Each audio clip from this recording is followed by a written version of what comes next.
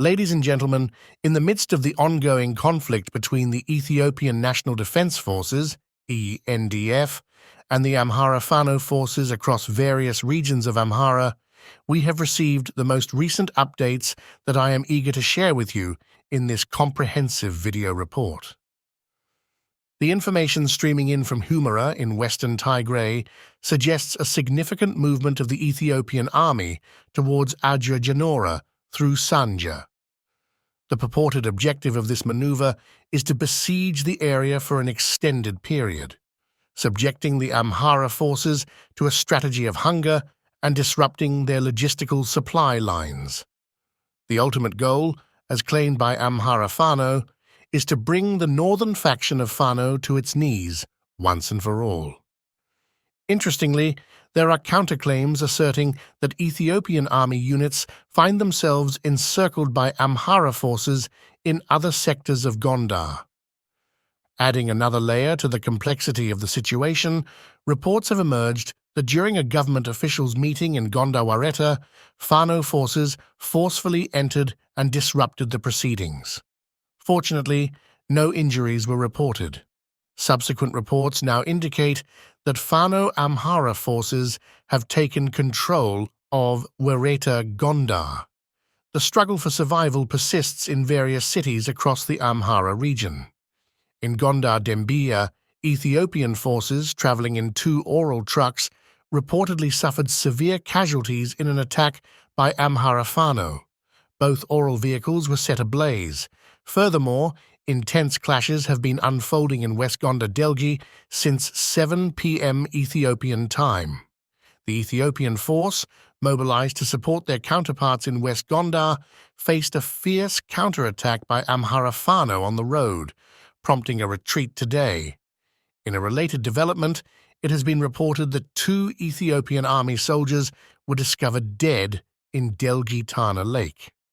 Yesterday, it was revealed that 12 soldiers from the Ethiopian forces engaged in the Delgi conflict expressed a desire to surrender. In response, force leaders implemented stringent security measures around Lake Tana to prevent their disappearance. In a late-breaking update, it has been announced that the Ethiopian army contingent in West Gonder Delgi has evacuated the city and is currently en route to Gonder. The fluidity of the situation and the multitude of conflicting reports underscore the complexity and severity of the ongoing conflict in the Amhara region. Ethiopia, a nation historically celebrated for its rich cultural heritage and resilience in the face of adversity, has found itself mired in a deeply troubling chapter of its history under the leadership of Colonel Abiy Ahmed, the recipient of the Nobel Peace Prize. This accolade, typically reserved for champions of peace and human rights, has taken on a dark hue as Abiy Ahmed stands accused of committing genocide against his own people. Colonel Abiy Ahmed, once the head of Ethiopia's notorious secret service, ascended to power with promises of reform and unity. However, his actions tell a different story, one of brutality, displacement, and a willingness to employ genocidal tactics against various ethnic groups within Ethiopia.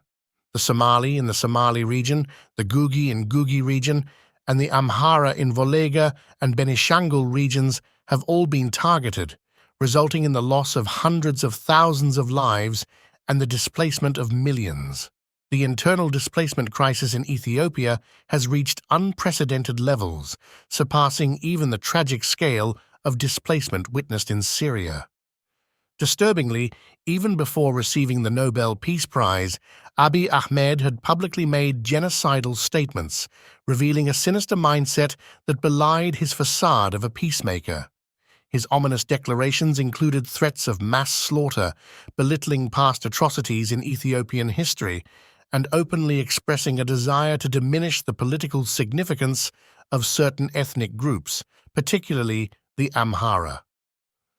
The Nobel Peace Prize, an emblem of peace and justice, has become a source of controversy and disillusionment in this context. Despite clear evidence of ongoing genocide and atrocities committed by Abiy Ahmed, The Nobel Committee has yet to reconsider its decision.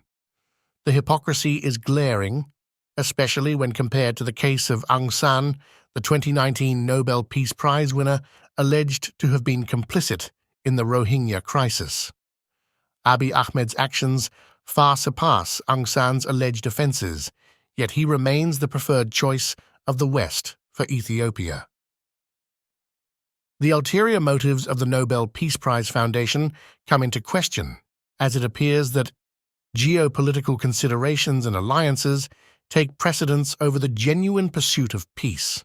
The Foundation's reluctance to strip Abiy Ahmed of his prize, despite the gravity of his crimes, suggests a prioritization of Western interests over justice and human rights. The selective outrage of the West in the face of ethnic cleansing becomes evident when examining recent Nobel Peace Prize recipients.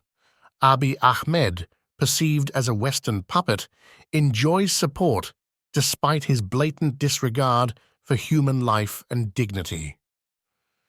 The trend of awarding dissidents exclusively from countries challenging Western dominance raises concerns about the Nobel Peace Prize becoming a tool to legitimize and reinforce neo-colonial agendas. In the case of Abiy Ahmed's genocidal campaign against the Amhara, the West's complicity is laid bare. Statements from figures like the American Special Envoy to East Africa openly supporting Abiy Ahmed's actions further underscore the West's role in perpetuating the ongoing Amhara genocide. This echoes a dark chapter in history, reminiscent of the West's complicity in the Rwandan genocide. As the world watches Ethiopia grapple with internal strife and humanitarian crises, the Nobel Peace Prize, once a beacon of hope, now stands tarnished, raising questions about its credibility and its commitment to true peace and justice in the face of geopolitical considerations.